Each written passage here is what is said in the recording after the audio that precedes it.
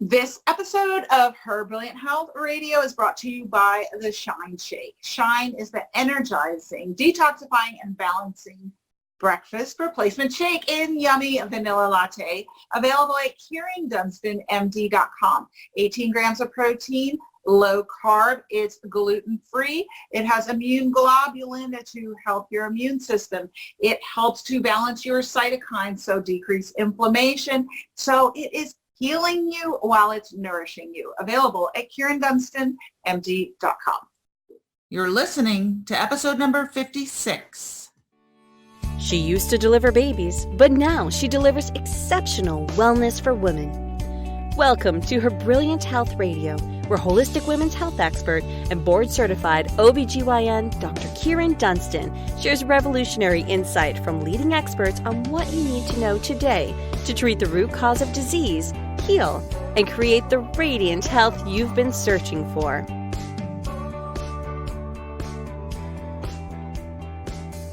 Everybody, it's Dr. Kyrin. I'm here with another episode of Her Brilliant Health Radio. Today we're going to talk about some topics that you might be interested in. We're going to talk about mycotoxins, yes, molds, and we're going to talk about Lyme disease and possibly touch on some other chronic disease issues that maybe you're suffering with or you know somebody who is.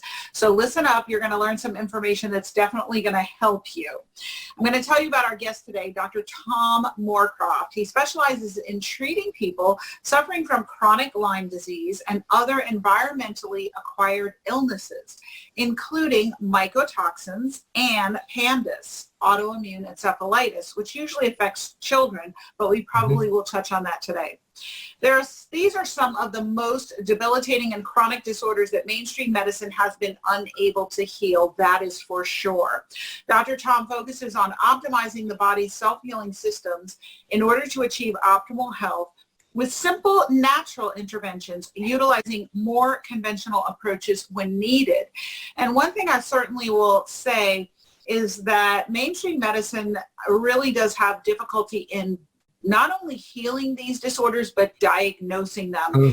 So if you're listening and you've been suffering with undiagnosed health problems, symptoms that your doctor says just don't go together, aren't related, don't make sense, and you've had multiple doctor visits, multiple specialist visits, maybe you've been to the emergency room several times, I've seen patients like that, then you need to listen up because your answers may lie in exactly what we're going to talk about today. So welcome, Dr. Tom Moorcroft. Wow. Hey, thank you, Dr. Dunston. This is awesome. I mean, it's the intro is like, I should re-record that and utilize it. That it totally encapsulates exactly what we do in our practice too. So I think this is going to be a great conversation. And then thank you so much for inviting me to join you. Yeah, thank you for being here. I'm thinking we should call this episode Medical Mysteries Solved. Right on. People love those detective shows where people figure out how someone was killed in a very strange way. Well, this is the equivalent from a medical perspective, right? Yeah, absolutely. You know, it's interesting. A lot of people come in and say, you're just like House. And I'm like... Not that I have to admit I've only seen about 3 minutes of the entire show, but you know, it's that Sherlock Holmes detective thing that we do. And you know, I was just talking to somebody this past weekend, and they're like, "Why do you do what you do?" And I always want to say I see people suffering and I want to help them, but I listened to a friend of mine's story about why he became a gynecologist, and I realized that as a child I was a truth seeker, and I remember like talking to my old man, and I said, this is true. You know, this happened. The school said this about to me and they're telling you something different, or I experienced this and this is a fact. And he said, well, no, like your experience of life is not correct. You know, and it was like, you know, listen to the authority. But I said, well, the authority didn't have the right answer because they weren't listening to my experience of the world, even when I was really focusing on the objective experience. So I really work with this group of people, and I'm so excited to be able to talk about this because we have the opportunity to actually talk about the truth and how people are experiencing their lives and where our medical system, because of, you know, some constraints, has been failing them. So it's really nice to have an opportunity to talk with someone like you, Kyrin, to talk about truth and what people are, where we're missing it and where we could kind of help your listeners, improve. Yes, truth seekers in medicine unite. Yes. I know that for myself, it's the same thing. My entire life since I was a little kid, I've been a truth seeker. Mm-hmm. And so I think that this field really does attract people who are seeking not only health and healing for humanity, but what is getting to the bottom of it. And this could be a whole other conversation. And I know we've got an agenda set out, but I don't know about you, but I have discovered through various means, which like I said is a whole other conversation, that I've actually been a healer in many, many lives. And so it kind of prepared me to come here and be one of the leaders on this movement that we're undergoing now. Have you had any exploration into that? It's kind of interesting. It's like, because I'm an osteopathic physician and I'm like, my whole goal is to just do hands-on osteopathic manipulation and kind of like meditate all day. But I keep getting drawn elsewhere and everybody's like, oh, you have to go back to your roots. I'm like, but wait, my roots are, I knew that sap and water moved through trees when I was a children. I could feel things moving in the ground. And, you get these intuitions and when you listen to them, everything works out, or something that somehow you shouldn't have known, supposedly according to everybody else. And it's like, and to be with a group of people where they're just saying, hey, take in everything, all of your experiences of living, and I remember in college, I was talking to my mom and she's like, asking me about church. I said, Mom, I just came back from 5 days hiking in the White Mountains. Wasn't the answer she wanted to hear. Right. But it was like always this marriage of nature and my experience of the world. And I learned like so much from the natural world and just sort of experiencing it, and so it's just incredible. And I think we need to be open to those things, just like the animals we see in nature are. Yes. So let's get to the topic and let's start talking about these chronic mystery illnesses. So particularly I want to focus on Lyme and mycotoxins. We haven't talked about it on the podcast yet. And those are two topics people are very interested in. I was just speaking with a patient an hour ago. I'm pretty sure she has chronic viral infection. Mm-hmm.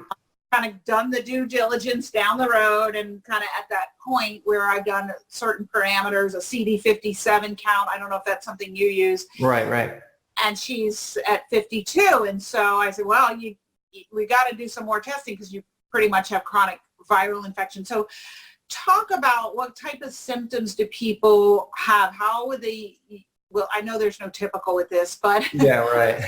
things do you see when people are suffering with these kinds of problems? Yeah, like you said, it's not always specific, which is hard. So you have a lot of joint pain, you have a lot of fatigue, a lot of brain fog. So right now I've just described probably like every, sort of thing from thyroid, low vitamin D to chronic viruses, mold toxins, and Lyme. But they're kind of the three big ones that come up, at least in adults. But the key for Lyme is migratory pain, whether it be joint pain or muscle pain. Because there's no real like rheumatologic condition, nothing like a rheumatoid arthritis or lupus. It just kind of picks a joint, then leaves there and goes somewhere else and stuff. So migratory joint pain's a big one. Certainly, the cognitive things and the brain fog are, if like rheumatoid and lupus are kind of going to be in like one joint or multiple joints, but it's not going to pick one and then move to another and then for a week and then move to another one and 5 hours later go to a different one. So it's that real migratory patterns have been shown in studies of Lyme to be really one of the more pinpoint symptoms of Lyme, especially from a diagnostic perspective. And then, I've had people with migratory muscle pains, and even if you see migratory neuropathy, so like numbness and tingling, it's like in one hand, then a foot. Perspective of the symptoms we commonly see, are like the brain fog, joint pain, and fatigue. And joint pain really sticks out as a big one. And the thing that we're looking for is migratory joint pain, meaning it goes from like one joint to another joint over time. And generally our rheumatologic conditions like rheumatoid arthritis and lupus will have a joint or multiple joints they affect, but they're not going to affect like your wrist on the right side one day and then your left shoulder the next and then your your left knee and then your right hip in a pattern, and so we see that very commonly in Lyme. There's a bunch of studies that have now shown that, that migratory pattern really does sort of start to pinpoint Lyme some more. And same thing with muscle pain. I see that muscle pain sort of migrates, and I also see sometimes even migratory numbness and tingling in people. So it's just that movement of the symptoms. It's not to say if you have a joint pain in your right wrist and your left hip, it's not Lyme, but it just seemed that weird pattern of, unexplainable and moving is really a big piece of it. And then certainly, brain fog comes up as another one, a lot of the cognitive difficulties. And I see a lot of people like in their mid 30s, early 40s who are like, yeah, I just can't recall names as quickly. I can't handle the stress at work, or they ask me questions and I'm forgetting my task. And, they're like, I'm getting old. I'm like, how are you old at 40, right? I mean, you should be feeling awesome. And so that's really another one. Whenever anybody comes in their 30s and 40s and tells me they're starting to get older, even in their 50s, I'm like, that's not supposed to be happening. And so they're kind of things I think about. The other thing we see a lot of is, what we call dysautonomia. So, the inability to sort of regulate your heart rate and all these automatic functions in your body. So sometimes we see it in the gut. Sometimes we see it in the heart. A lot of people have the POTS or the orthostatic tachycardia, where you get up and you get dizzy and you can't control your heart rate and things like that. And that's a really common thing. And a lot of my patients go to the doctor and they're like, oh, just drink some water, have some salt, and you're anxious. And I'm like, well, I'd be anxious too if my heart was racing out of my chest, right?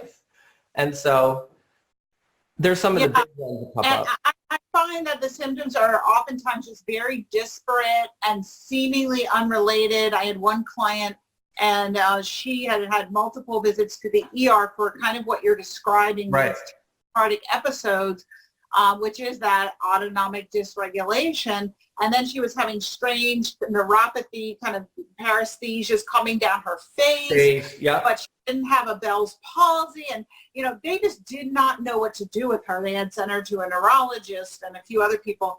Right. She ended up having mycotoxins, which was actually interesting. She didn't have Lyme. Right. Well, and it's interesting that you bring that up too, because like whenever the things don't add up, they call Lyme like the great imitator. Right. Because it looks like all these different things, but not for sure. Like I get atypical multiple sclerosis or atypical rheumatoid, or rheumatoid without the blood test, or the symptoms don't make sense, so obviously you're a hypochondriac, and those are definitely there. And the interesting part to me about mold toxins is I'm always trying to figure out, like with Lyme, if you're not getting better, the question is why. It's the same as like with our chronic reactivated viruses. It's like, well, why are they reactivated? And if that's the primary problem, but I can't get them to go to sleep again, why not? And so we look for other infections that are also contained in ticks, but also then we have to remember we have to look at toxicities like the mold toxins, because they're often, concurrent. Maybe you dealt with the mold just fine until you got Lyme.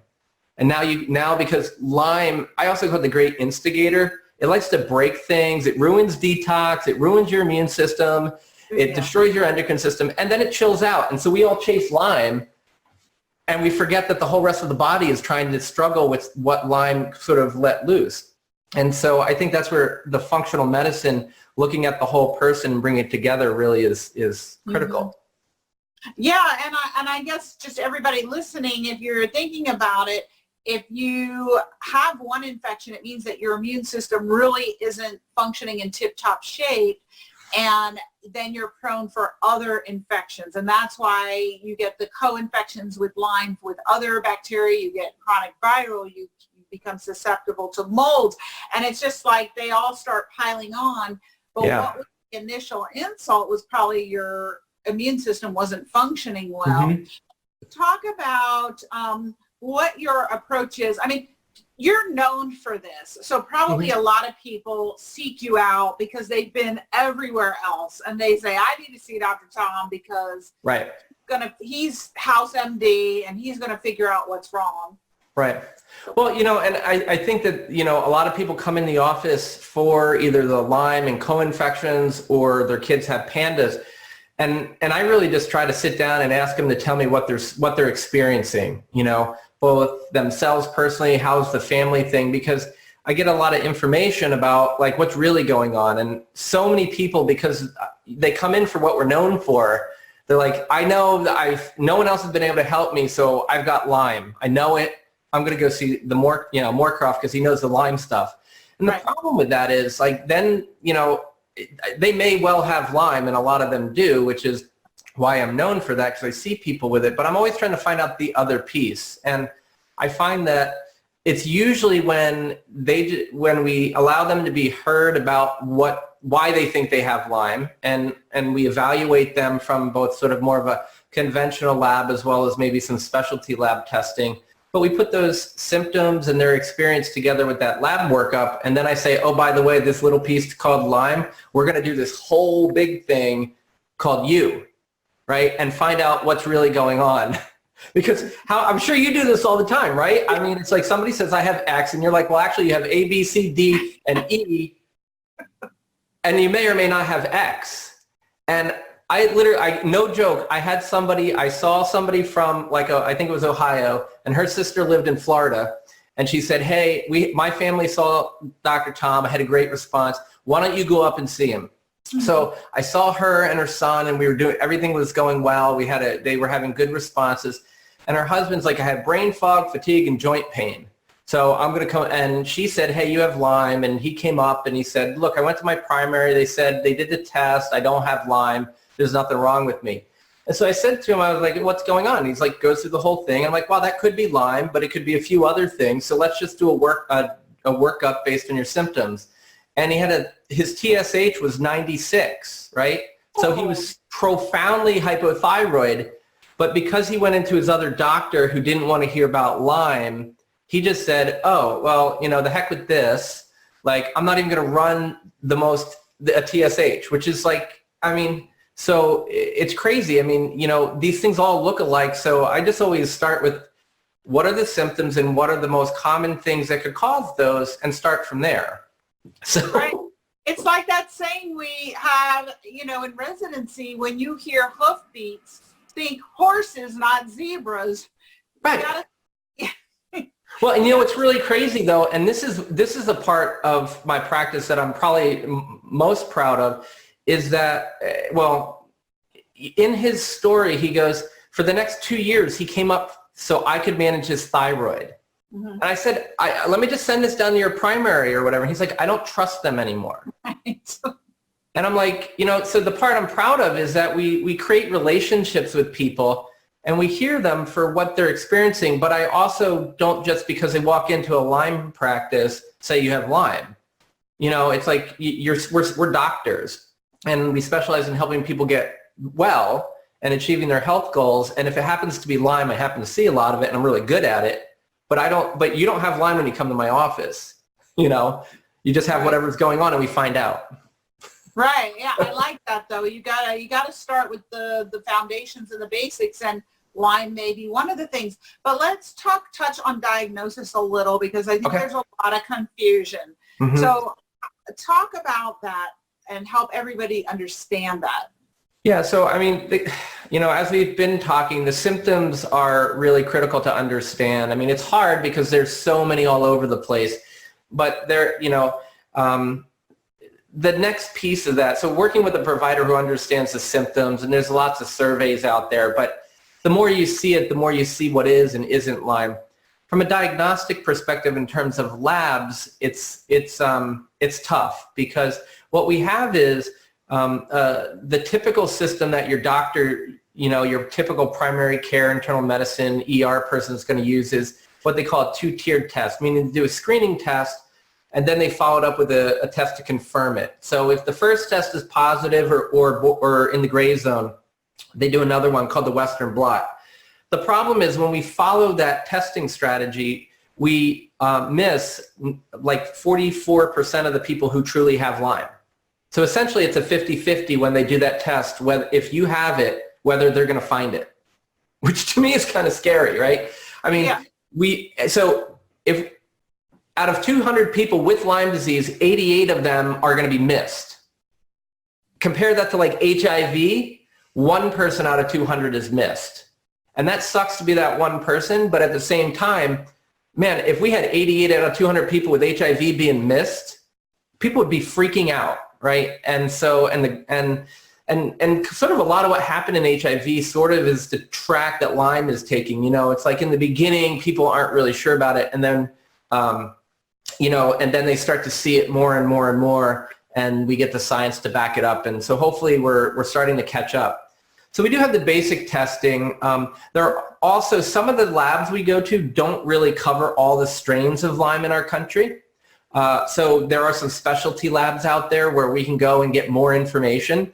And the other part too is sometimes there's all the information you need on your local lab's Western blot, but your doctor has to understand what the numbers mean on there. So all the bands in the Western blot, some are pinpoint Lyme disease and some are not. And so those are things that are important to look at, And then the other thing that's interesting with diagnosis is back in 2012, they finally found this thing called Borrelia miyamotoi, just a different kind of Lyme bacteria, very similar, a little different. And there was like 46 cases in Russia that were published. And then I published 2 of the first 24 cases in our country that was right after that. And what we found was, then they went back and they go, okay, between 1992 and 2012, we looked at blood samples we had stored. Oh, we just found another 150 people who had this Borrelia miyamotoi. So they thought they had Lyme. We tested them for Lyme. We said, nope, you don't have Lyme. It's all in your head. And then they go back and it turns out it wasn't Lyme. It was some other infection that we knew was in a tick, but we said the tick didn't give you. Right? And so our testing kind of it's hard because sometimes our clinical studies and our testing doesn't keep up with the reality of what all of our patients are experiencing in their day-to-day life. So sometimes we have to use specialty testing. That gets to my other saying I love from residency. If it walks like a duck, looks like a duck, and quacks like a duck, it's a duck.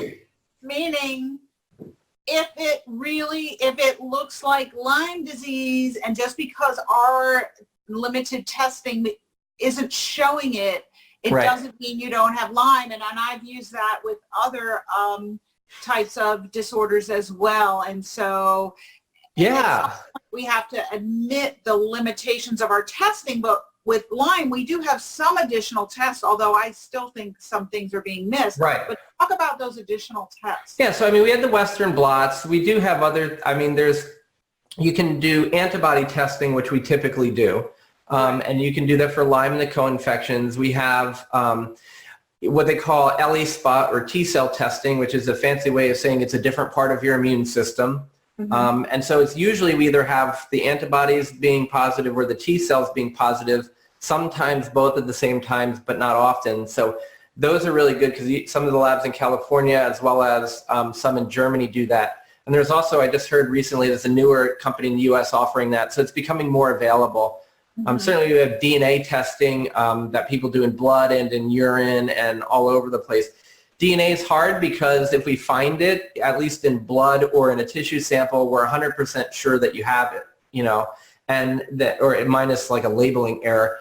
But if we miss it on DNA, it doesn't necessarily mean you don't have it, because we're doing commonly a blood test. And even if you're doing one of those urine tests, like we're looking for these bacteria that are tissue organisms. So they're hiding and we're looking for them in a substance that they're not typically found. So if it's negative, you either have it and we missed it or you don't have it, but I can't tell you the difference. So it's kind of, but if it's positive, that's for sure the last 2 days that infection's been alive in you. And so that's helpful. Yeah, and that's kind of like reminds me of the heavy metal testing and, when we're looking for toxins in the body, and a lot of mainstream medical doctors will just do a blood test and say, oh, your mercury's fine. Right. Well, mercury doesn't just hang out in your blood. That's why it's fine. It's sequestered. All these heavy metals are sequestered in tissue. So it's the same thing with this guy. And it's interesting you bring that up too, because I had Lyme and Babesia acutely. I got treated for 10 days for Lyme. Nobody tested or treated my Babesia, and I was sick for 8 years. And then I got treated over the next 4.5 or so years. But when I was done, I was like, everything's better except my brain doesn't work. And then I learned about metals, and I got tested for metals. and I treated that. And in my work with Lyme folks, what we found is that a lot of people who get Lyme, we can trigger genetic pathways that cause us to lose minerals and certain vitamins, and then you're more predisposed to hold on to those metals more rapidly. So I have a portion of my patient population who had no problems with their environmental exposures until they had Lyme, and then now they have Lyme and heavy metals, but before Lyme, the heavy metals never bothered them, and they might not have even had them. And so for me personally, if I had to treat the Lyme, the Babesia, and then do the heavy metal stuff before I could get better. I couldn't just treat the Lyme, you know. And it was amazing what metals did to help me recover my life. There was like this 4-year period of time where no one told me that metals could be the problem. And then afterwards, I'm like, man, I wish I had known, because it just worked so well. Yeah, it's interesting how we who have really accepted this kind of functional medicine path, we're all patients, just like you listening. We're all figuring this out and taking care of ourselves. Most of us who got on this path got there because of health challenges. Is that true for you? Yeah, well, you know, like I said, I think originally I got into medicine because I wanted to, I just had this thing bubbling up inside where I just didn't want to let the truth speakers be invalidated and not supported. But then I had my own experience of this, and it was interesting because I got better, and then I was just doing osteopathic stuff. I wasn't really drawn into it, but then I felt someone, and I was like, boy, you don't feel right. I'm not going to fix you with my hands. You need something else. I didn't know who to send her to, so I just did the testing, and I found Lyme, and then I treated her. And then she saw a friend of hers, and she came in, and she went from being bedbound using a bedpan to going back to work like a year and a half later. Now she owns a company. She works as a nurse and has kids who are totally healthy. And after those two, they just the floodgates opened up because I listened, and we didn't stop, you know. And so, yeah, I mean, I think there's a lot of the empathy you have by being a patient. And one of my teachers in residency actually said to me, every doctor should go to see a psychiatrist. And I was like, what are you trying to say about me? But it's like, you know, we're in this business of conveyor belt and just telling people, oh, we can fix this, we can't fix this. If we can't fix it, it's in your head. And to understand the emotions of what we're feeling, right? I mean, and so many of my people come in, it's like, I've got Lyme, I can never get better. And I'm like, that's bullshit. I mean, as soon as if you believe in that, there's no way to change. But if you believe that you can change, then you start to live your life as if you're already healed. And you may not make it there, but damn it, your life is going to be a hell of a lot better, and you have a chance. And I can tell you, every single person in my practice who has put their long-term health goal as their number one present moment thing gets better. Not always 100%, but most of them are pretty damn close to it. And everybody who says, I believe that I can't get better because I read it on Facebook or Google, none of them get better, no matter how much crap I pump into them. You know, it's just. But it's so true. And you talk about mindset a lot, and I do too, because it's your beliefs are energetic, create an energetic structure that actually is accessible and is the framework for your physical body. And if you believe that you cannot heal and won't get better, then you will not, it won't happen for you. It's not even possible. Right. I mean, the brain is like this amazing goal-achieving, you know, machine. And so if you say, I'm sick, boy, it's going to make sure you're sick. And if you say, you know, I can heal and I can make it to that place, and you start to just find little evidence of that at one little piece after another, you're going to make it, you know. And it's like osteopathically, we talk a lot about form follows function, meaning that the embryologic, developmental, natural function of your body was there before there was any sort of physical thing we could touch, any structure. And that's an absolute truth to the best of our medical knowledge at this point. This is not debatable, you know, based on current science. Yet as soon as you're born, we're like, oh, it's just a gut. You don't have to worry about anything else about how it actually functions, you know. And it's interesting because the energy that sort of organizes your embryologic, development from single cells to this amazing human structure you become, it's all just guided by this energy. And it is, and you can see it, you can feel it, and a lot in the office. I mean, and it's so cool to be able to talk about this because so many people know that, like, you always hear, like, oh, I saw this doctor, that doctor. They're just kind of different. They get it, It's like you sit there and you just kind of feel what it feels like to be with this person.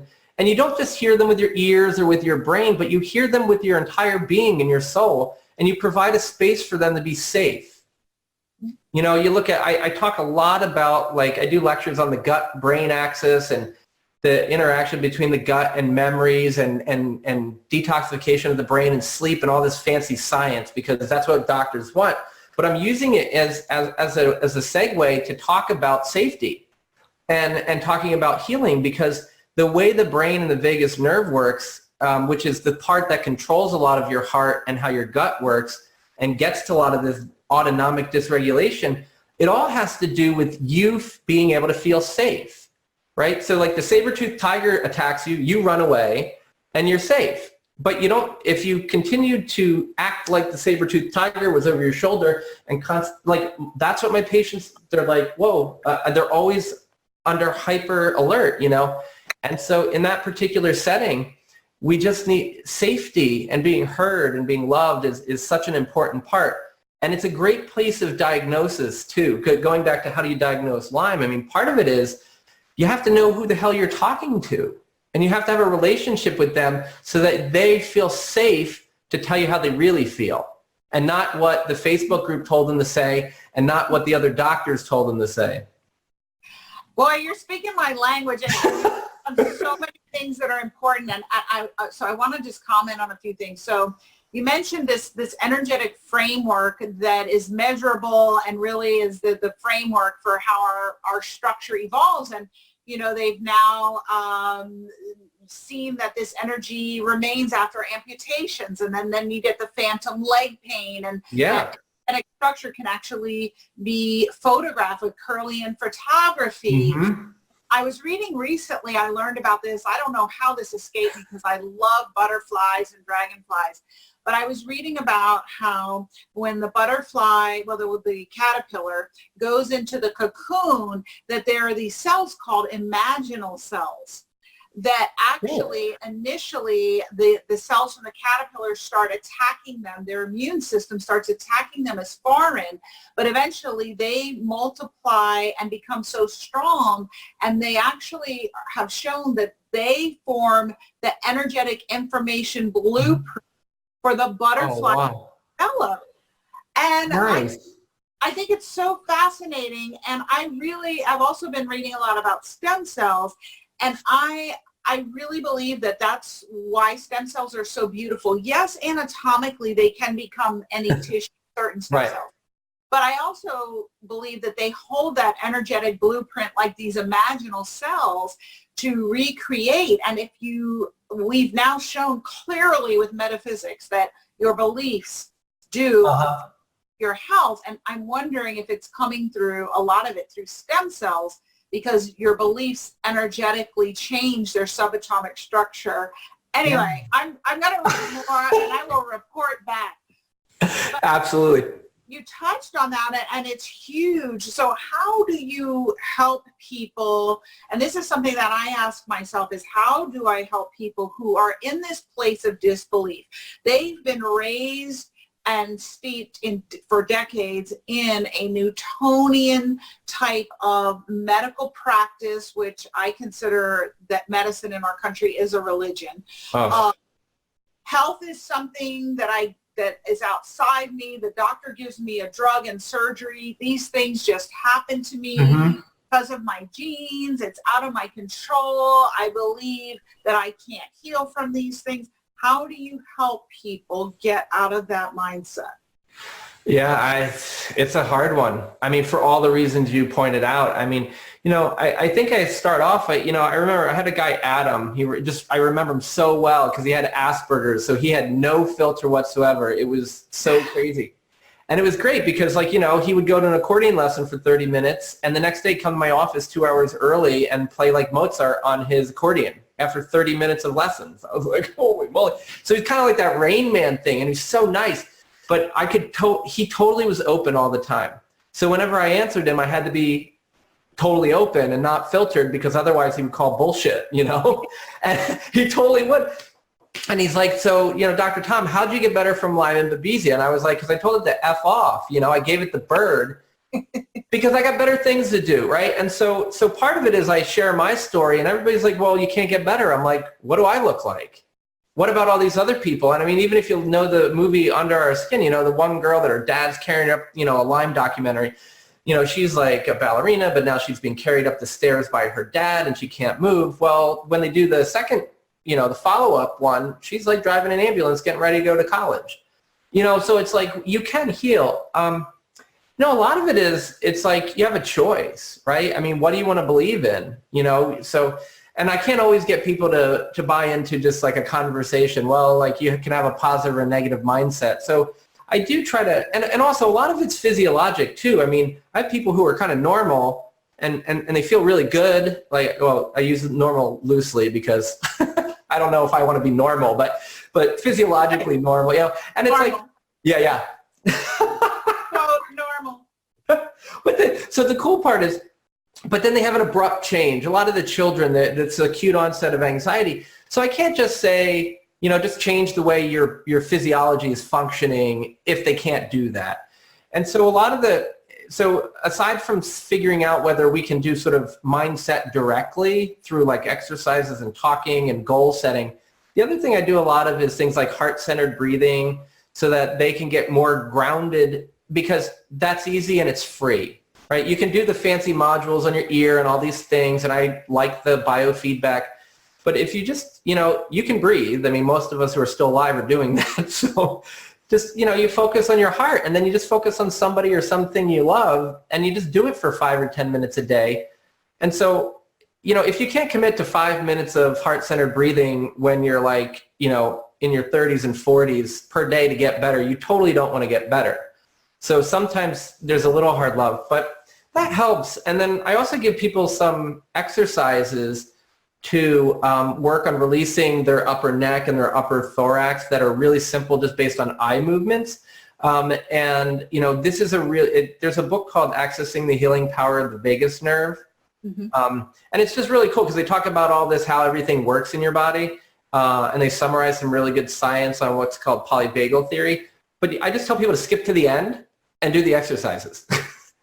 And and I'll even share that with your listeners too, in sort of some of the bonus stuff, just because I think it's so important that they can get started with it. Because sometimes it's just a simple exercise that takes you 2 minutes once or twice a day that loosens up your physiology enough that then you can get a little more connection between your heart and your brain, and your heart, your brain, and your gut, that then you can actually do the things that I'm asking you to do.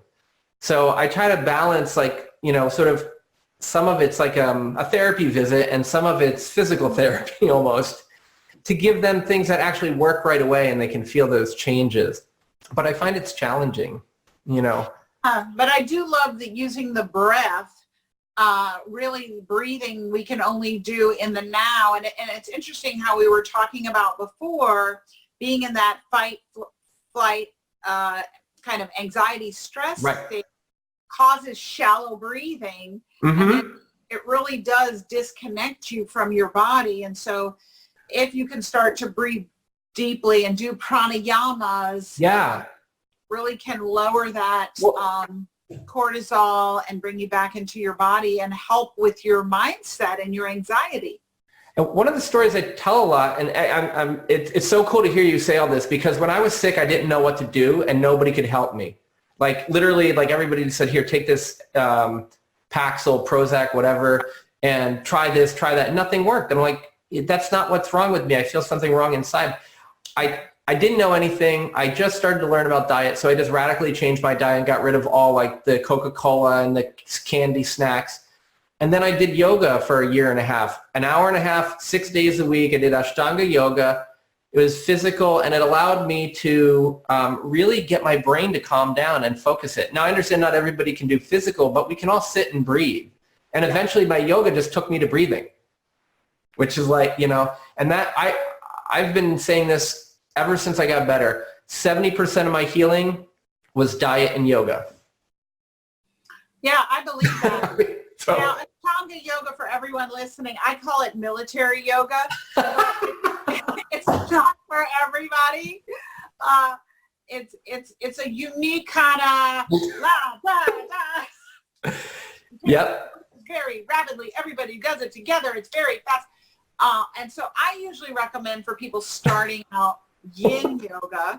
Absolutely. Slow and holding poses, and I couple it with a pranayama, deep breathing. I like nice breath, which it increases your inhalations and exhalations, full tidal breaths, and it really activates that vagus nerve and switches you into that parasympathetic nervous system, which sympathetic is that fight flight. We want to get into parasympathetic, which is the heal, restore, and brings blood to your internal organs, gets your gut health going. And so I'm with you on that. And even for myself, I can be up in my head with all kinds of crazy thoughts, and I go do some yin yoga and breathe intentionally for an hour, and I'm like a new person. And I say, what was I worried about? Right. Well, and it's interesting. People are like, hey, doc, what can I get for detox? I'm like, you can breathe. I mean, like, seriously, like detoxification 101, move your arms and your legs, which you can do sitting down. Breathe into your pelvis so that you can clean your colon and your chest. That's how it works. It's pressure changes. And just breathe fully, deeply into your pelvis and be present so you can reconnect, like you said. And then to detox your brain, you need to sleep 8 to 9 hours a night. There's no other way to do it. And it's just like physiology. You have all you need to detox at home. It's free. I love this. I'm going to put out detox, the sleep and breathe detox. Right? That's right. I feel a book coming on or something. But yeah, we have I can talk to you for hours. So like simpatico on the same page. And yet we'd never finish talking about this if we talked all night. I know, right? Lyme and mycotoxins, because it's a very complicated issue. But I want to leave everyone with a few things, and I'm going to ask you top 3 take action steps that you would recommend if maybe they've heard some things you've talked about, symptoms, and they're having strange symptoms, or a loved one, a friend, a family member has gone to multiple doctors and they don't know what to do, and they've heard some things that interest them. What would be the 3 take action steps you would recommend? Wow. Well, I mean, I think the number one thing for me is to listen to your body, like truly listen to it, and then seek out providers who can help you with that. I mean, I think so many of the people I see just don't believe anymore that they can actually get better, and you can.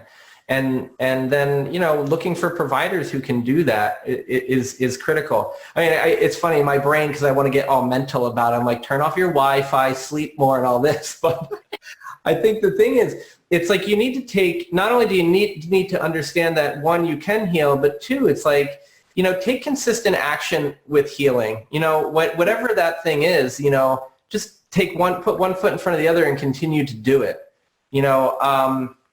And the last thing, I guess, is enjoy the journey. I learned so much about myself by being sick and just learning to be present. And that's really what I had to do, is be present, because then I could understand what was really happening. And so anything you can do to just kind of enjoy what you're doing right now, as much as it may be sort of painful in the beginning, I think is probably the greatest gift we can give ourselves. And certainly people can reach out to doctors like yourself and myself to get guidance with getting the diagnosis. But if you don't believe, it's your health, it's not ours. We're here to help you, but believe in yourself. And so I think know that you can heal, take consistent action. If you stumble, get up, and then enjoy the journey. Yeah, I love those. They're awesome. I know that you have some resources you wanted to share with everyone. We're going to put a link to your website and a link to the resources, but do you want to talk about what you're offering them? Yeah, that would be great. So I just want to, anybody who wants it can grab a copy. I've got 3 resources I'd love to share. And one is sort of probably the most popular thing I've ever done, which is called Common Reasons Treatment Fails and How to Avoid Them. Just kind of highlighting some of the things I've seen over the last decade plus doing this, where people come in and the simple things you can do at home. And so I find that's been really helpful. In fact, I've been giving it to patients when they come in so that they know exactly what to expect. And the second one will be my top 5 brain detox tips, which will talk about some sleep stuff and some Wi-Fi tricks. And there's simple things you can start doing tonight that'll make a huge difference. And then the last one, I just call Relax and Reboot. It's just simple exercises that help you balance the nervous system and then get back to boost your immune system. And they're just really 4 really simple exercises that as long as you breathe and you can lay or in bed or sit in a chair, you can do them. They're like super easy, and you'll start feeling great right away. That's awesome. You've got so much in there that can benefit people. And so if you're listening, and really not only if you think you have Lyme or mycotoxins or any of these issues we've talked about, but the skills and tools that Dr. Tom's talking about will actually help you heal no matter what you have. Exactly. I urge you to check them out. We will put the link in the show notes. And lastly, the name of the podcast is Her Brilliant Health. I would love it if you could share with everyone listening what that means to you. Wow. Her Brilliant Health, it's like, it was funny when I have a 9.5-year-old daughter. And the only thing I want her to do is to just like blossom into who she is. I don't want her to be the way I am. My wife doesn't want her to be like her.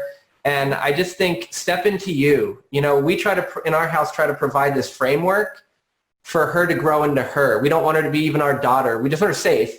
But, and I think it's just like we always ask her to just, step into who she is right now and be honest with yourself.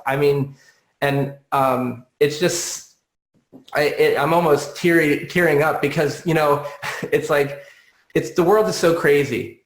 And because we ask our daughter to step up into herself, she goes out and everybody's like, oh my God, she's so different. She is so unique. And I just hope for everyone listening to your podcast that they can step forward into their uniqueness and their own power, because they all can. And just be in the moment and be yourself.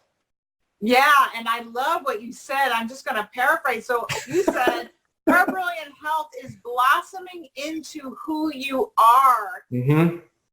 I love that. That's so beautiful. I thank you for paraphrasing me too, because I'm very verbose, but it is blossom into who you are. Blossoming into who you are. So thank you so much, Dr. Tom, for being here with me today. Thank you for all you do, and thank you for sharing the information you shared. I know that you have helped people today. Thank you. Thank you so much too. Thank you for joining me for this episode of Her Brilliant Health Radio. Hopefully you're inspired to take action on some new information you received today. A step towards the bountiful, blissful, beautiful vitality that you deserve. If you have health topics and questions you'd like addressed, please message me on my Facebook page or visit KyrinDunstonMD.com and let me know. I'd love to help. Remember to share this podcast on social media and send it to your friends and family who could benefit from it too. If you love the show, please go right now to iTunes, write a review, and make sure to subscribe to the podcast so you'll be the first to know when future episodes are available. Thank you again for joining me, and remember, achieving optimal health isn't magic, it's science.